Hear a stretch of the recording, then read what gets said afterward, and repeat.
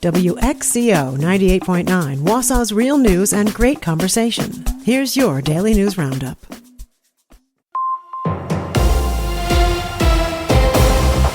For WXCO News, I'm Isabella Nieto. The city of Wausau is preparing for a spike in housing demand for older adults. A draft report shows housing demand for adults age 55 and older will spike around 2040. Sam Wessel with the North Central Wisconsin Regional Planning Commission presented the report to the Wausau Plan Commission on Tuesday. If you're in these older adult categories, you're typically making less than the median wage because fewer people are working. Some are still working part-time, even if they consider themselves retired. But that shows you right off the bat that affordability is going to be number one when it comes to housing that these age groups will occupy. According to the report, Wausau will need an additional 636 single-family owner-occupied homes by 2030 and over 400 renter-occupied units by 2040. The city will also need nearly 800 additional independent living units and over 500 beds for assisted living, memory care, and skilled nursing housing by 2040. People are also living longer, so that's kind of scary when you retire on a fixed income, and it's, how long will it last? And we haven't really felt that dramatic shift yet because people are living in their houses longer. The report also found that affordability and staffing are among the top concerns for the older adult age group. This is because as people age, they tend to move from owning homes to renting. A lot of people love to live in their house forever, but some just get to a point where it's not feasible anymore. The report also sets some high-priority actions to meet the upcoming demands. The actions include amending zoning ordinances to increase variety of housing units and prices, amending subdivision ordinances to allow smaller lot sizes, and reaching out to developers to increase the housing supply. The report also recommends educating the community about the housing market and updating municipal planning documents. Wisconsin lawmakers are busy this week. Savannah Tomei Olson takes us to the state capitol. Now, the question is passage of Senate Bill 504. It was a marathon of a day in the state Senate. Those opposed, no. The ayes have it. The bill's passed. The clerk will read the next bill. They took up almost 70 bills and resolutions. Republicans' priorities included bills that ban health care for people here illegally and further legislate the definition of abortion in Wisconsin. They also voted on a measure to repeal Governor Tony Evers' 400-year veto that increased school funding. State Senator Chris Kapenga, a Republican. The governor stepped in and did something he's never done before, and that is he changed the bill in a way that no governor in the history of the state of Wisconsin has changed.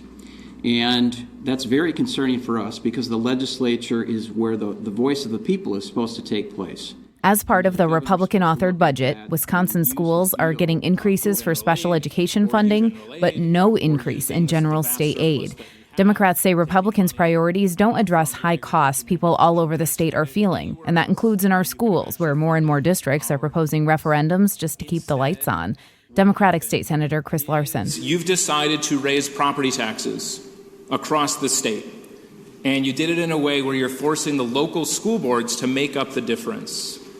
And if anybody is watching from a local school board or anyone who's watching who's a local property taxpayer and is wondering why their property taxes continue to go up, I have three answers for you. It's the state, it's the state, it's the state. The bill passed along party lines and now heads to the Assembly. And if it passes there, Governor Tony Evers will be the one to decide whether to sign or veto that bill. For Civic Media News, I'm Savannah Tomei Olson. Wausau could vacate a portion of the 28th Avenue corridor.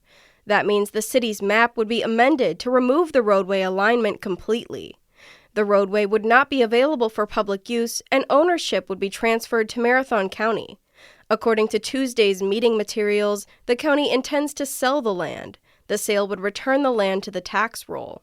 Tuesday's meeting was slated to have a public hearing about the corridor, but Mayor Doug Dinney said the hearing was already held.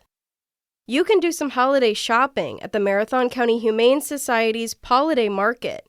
This year's market will feature local artisans, holiday shopping, porch pots, a bake sale, and more. The event on the Saturday after Thanksgiving will last from 10 a.m. to 4 p.m. This is their third annual holiday market. The Mosinee Chamber of Commerce is hosting a Family Fall Festival this weekend at Mosinee Elementary School. According to the Chamber's website, the event will feature inflatables for all ages, kids' activities, and lunch will be served from 11 a.m. to 1 p.m. Admission is $10 per child or $20 per family. The event will last from 10 a.m. to 3 p.m. this Saturday. The Wausau City Council next week will consider budget modifications aimed at funding community projects. The projects include asphalt overlay, council chamber upgrades, a pickleball court project, and funding a community outreach coordinator position. The projects are supported by federal COVID-era funds. The council will also hear a staff report on environmental justice data and discuss a resolution to designate an official city newspaper. A vote to override Mayor Doug Denny's veto of the city budget is not listed on the meeting agenda. I'm Isabella Nieto for WXCO News. The Packers get set for a border battle on Sunday. Filling in for Mike Clemens, I'm Jimmy Kuska with Civic Media Sports. Green Bay's offense has been struggling as of late, and it doesn't get any easier when the Packers take on the Vikings' tough defense this Sunday. Here's Coach Matt LaFleur. Brian does a hell of a job, as good as anybody. It just, when you game plan for him, I mean, it takes a lot longer than your typical game plan just because of all the different looks that he presents. It is a real challenge. When the Packers take on the Vikings Sunday, it'll be the first of 5 divisional matchups for Green Bay the rest of the season. Coach Matt LaFleur on taking on the challenge of the NFC North. Every week, somebody that is perceived shouldn't win ends up winning the game. So I think it's a great lesson for all of us involved in this thing is like you can't rest for 1 second. And it's not just every game, it's every single moment when you're on the field. Every play is so critical because the margins are, in my opinion, as slim as I can ever remember it. Kickoff Sunday is at noon at Lambeau Field. Tonight, the Bucks take on the 76ers at Fiserv Forum. Milwaukee will be without Giannis Antetokounmpo, who has a groin injury. Here's Coach Doc Rivers. We're going to either find somebody or find something to run that will pay dividends later. And that's the stretch that we're about to go through. We'll be ready. Giannis is expected to miss 1 to 2 weeks with a groin strain. Tip-off against Philadelphia is at 7 p.m. Today is the first day of the state high school football championships with Division 7 through 4 in action. 3 of the 4 games today match up undefeated teams. Tomorrow, it'll be Divisions 3 through 1. The games are at Camp Randall Stadium in Madison. You can find the pairings, stats updates, and broadcast information at WIAAWI.org. I'm Jimmy Kuska for Civic Media Sports. A little drizzle this morning, then it's going to be cloudy here through the rest of the day. Our high in the low to mid-40s this afternoon. Tonight, partly cloudy. We're going to drop to 25 for an overnight low. Tomorrow, lots of sunshine with a high of 42. I'm meteorologist Sean Cable. That's your Wausau News Roundup from WXCO. Find more news anytime at WXCO.FM.